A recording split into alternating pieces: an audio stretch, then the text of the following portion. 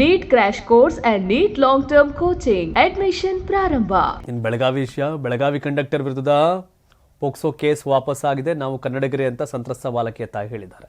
ನಿಜವಾಗಿಯೂ ಆ ಬಾಲಕಿಗೆ ಆ ಥರ ದೌರ್ಜನ್ಯ ಆಗಿದ್ರೆ ಕೇಸ್ ವಾಪಸ್ ಪಡೆಯೋ ಅವಶ್ಯಕತೆ ಇರಲಿಲ್ಲ.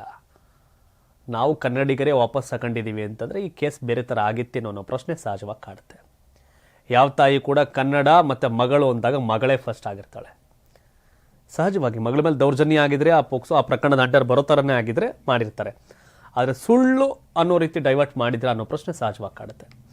KSRTC ಬಸ್ ನಿರ್ವಾಹಕ ಮಹದೇವಪ್ಪ ಮೇಲೆ ನೀಡಿದ್ದ ಪೋಕ್ಸೋ ಕೇಸನ್ನು ಸಂತ್ರಸ್ತ ಬಾಲಕಿಯ ತಾಯಿ ವಾಪಸ್ ಪಡೆದಿದ್ದಾರೆ. ಈ ಕುರಿತು ವಿಡಿಯೋ ಹೇಳಿಕೆ ಬಿಡುಗಡೆ ಮಾಡಿರ್ತಕ್ಕಂಥ ಸಂತ್ರಸ್ತ ಬಾಲಕಿಯ ತಾಯಿ ಯಾವುದೇ ಒತ್ತಡ ಇಲ್ಲದೆ ಕಂಡಕ್ಟರ್ ಮಹದೇವಪ್ಪ ವಿರುದ್ಧ ನೀಡಿದ್ದ ಪೋಕ್ಸೋ ಕೇಸ್ ವಾಪಸ್ ಪಡೆದಿದ್ದೇವೆ ಅಂತ ಹೇಳಿದ್ದಾರೆ. ನಾವು ಕೂಡ ಕನ್ನಡಿಗರೇ. ಈ ವಿಚಾರದಲ್ಲಿ ಕನ್ನಡ ಮರಾಠಿಗರ ನಡುವೆ ಜಗಳ ಆಗ್ತಾ ಇದೆ. ನಿರ್ವಾಹಕ ಮಹದೇವಪ್ಪ ಅವರ ಮೇಲೆ ನೀಡಿದ್ದ ದೂರನ್ನು ಹಿಂಪಡೆದಿದ್ದೇವೆ ಅಂತ ತಿಳಿಸಿದ್ದಾರೆ. ಬೆಳಗಾವಿಯಿಂದ ಬಾಳೆಕುಂದ್ರಿಗೆ ಬರುತ್ತಿದ್ದೆವು. ಈ ವೇಳೆ ಟಿಕೆಟ್ ಸಂಬಂಧ ಆಗಿರುವ ಜಗಳ ಇದು. ಇದನ್ನು ಕನ್ನಡ ಮರಾಠಿ ಎಂದು ಪ್ರಚಾರ ಮಾಡ್ತಿದ್ದಾರೆ. ನಾವು ಕನ್ನಡದ ಅಭಿಮಾನಿಗಳು, ನಮ್ಮಲ್ಲಿ ಜಾತಿ ಭೇದ ಭಾವ ಇಲ್ಲ. ವಿನಾಕಾರಣ ಕನ್ನಡ ಮರಾಠಿ ಅಂತ ಸುಳ್ಳು ಪ್ರಚಾರ ಮಾಡ್ತಿದ್ದಾರೆ. ಇದನ್ನು ಮುಂದಿಟ್ಟುಕೊಂಡು ಕರ್ನಾಟಕ ಮಹಾರಾಷ್ಟ್ರ ನಡುವೆ ಜಗಳ ಆರಂಭವಾಗಿದೆ. ನಮ್ಮ ಮಗಳಿಗೆ ಅನ್ಯಾಯವಾಗಿದೆ. ನಾವು ಪ್ರಕರಣ ವಾಪಸ್ ಪಡೆಯುತ್ತೇವೆ. ಇದನ್ನು ಇಲ್ಲಿಗೆ ನಿಲ್ಲಿಸಿ ಕೇಸ್ ಸ್ವಇಚ್ಛೆಯಿಂದ ವಾಪಸ್ ಪಡೆಯುತ್ತಿದ್ದೇವೆ.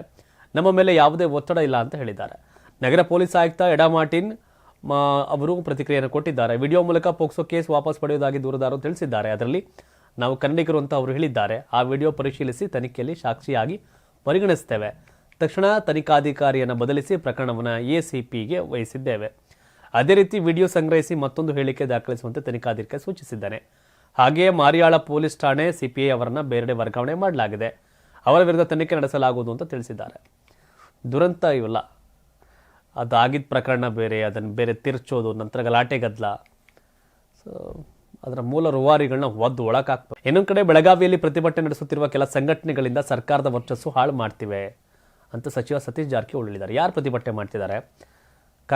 ಕರವೇ ಕಾರ್ಯಕರ್ತರು, ಕನ್ನಡ ಸಂಘಟನೆಗಳು ಪ್ರತಿಭಟನೆ ಮಾಡ್ತಿದ್ದಾರೆ.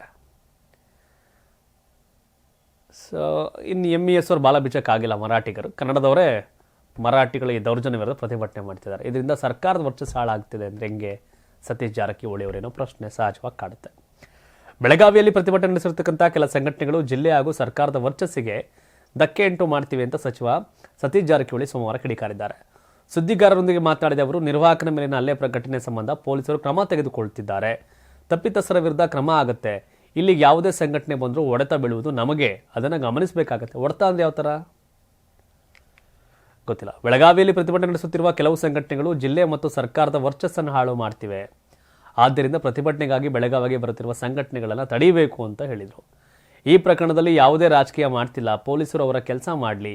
ಎರಡೂ ರಾಜ್ಯಗಳಲ್ಲಿ ಕರ್ನಾಟಕ ಮತ್ತು ಮಹಾರಾಷ್ಟ್ರ ಬಸ್ಗಳಿಗೆ ಮಸಿ ಬಳಿಯುವುದು ಮತ್ತು ಪ್ರತಿಭಟನೆಗಳಂತಹ ಕೃತ್ಯಗಳು ಬೆಳಗಾವಿ ಮತ್ತು ಸರ್ಕಾರಕ್ಕೆ ಹಾನಿ ಮಾಡುತ್ತವೆ ಅಂತ ತಿಳಿಸಿದರು. ಬೆಳಗಾವಿ ಜಿಲ್ಲಾಧಿಕಾರಿ ಈಗಾಗಲೇ ಕೊಲ್ಲಾಪುರ ಜಿಲ್ಲಾಧಿಕಾರಿಯೊಂದಿಗೆ ಚರ್ಚೆ ನಡೆಸಿದ್ದಾರೆ ಮತ್ತು ಅಂತಾರಾಜ್ಯ ಬಸ್ ಸೇವೆಗಳು ಶೀಘ್ರದಲ್ಲೇ ಪುನರಾರಂಭಗೊಳ್ಳಲಿವೆ. ಯಾವುದೇ ಸಂಘಟನೆಗಳು ಪ್ರತಿಭಟನೆ ನಡೆಸಲು ಬೆಳಗಾವಿಗೆ ಬರಬಾರದು ಅಂತ ಮನವಿ ಮಾಡಿಕೊಂಡರು. ಮರಾಠಿಗರಿಗೆ ಮರಾಠಿ ಭಾಷೆಯಲ್ಲಿ ದಾಖಲೆ ಕೊಡುವ ಬೆಳಗಾವಿ ಜಿಲ್ಲಾಧಿಕಾರಿ ಕ್ರಮದ ಕುರಿತು ಮಾತನಾಡಿ, ಕೇಂದ್ರ ಉನ್ನತ ಸಮಿತಿಯು ಈ ನಿಟ್ಟಿನಲ್ಲಿ ಆದೇಶಗಳನ್ನು ಹೊರಡಿಸಿದೆ. ಅದನ್ನು ಪಾಲಿಸಬೇಕು.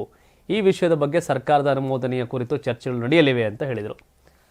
ವಾವ್, ಸತೀಶ್ ಜಾರಕಿಹೊಳಿ ಅವರು ಒಂಥರ ಸಾಫ್ಟಾಗಿ ಮಾತಾಡ್ದಂಗೈತೆ.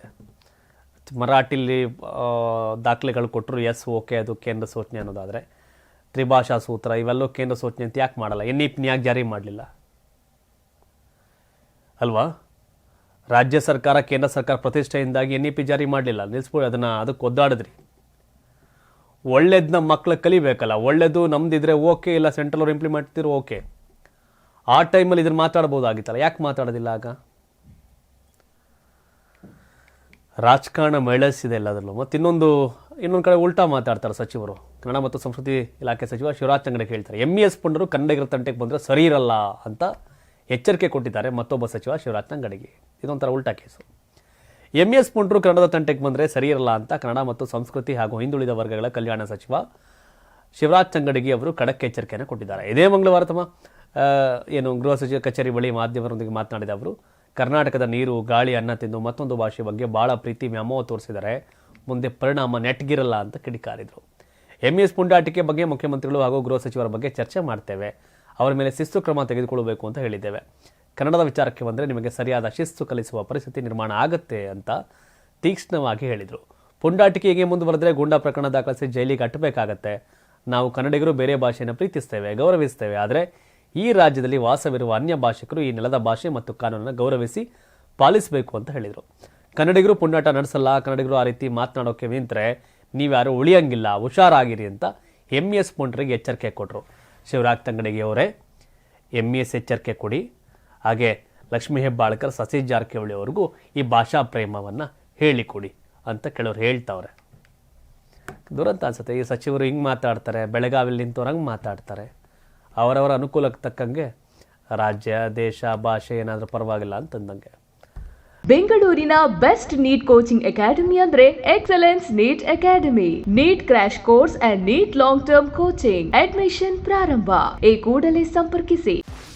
84ರಿಂದ 50 kg ಬಂದೆ. ಆಮೇಲೂ ಸಣ್ಣಗೆ ಫಿಟ್ ಆಗಿದ್ದೀನಿ. ಅದಕ್ಕೆ ನಾನು ಯೂಸ್ ಮಾಡ್ತಾ ಇರೋದು ಜೀನಿ ಸ್ಲಿಮ್.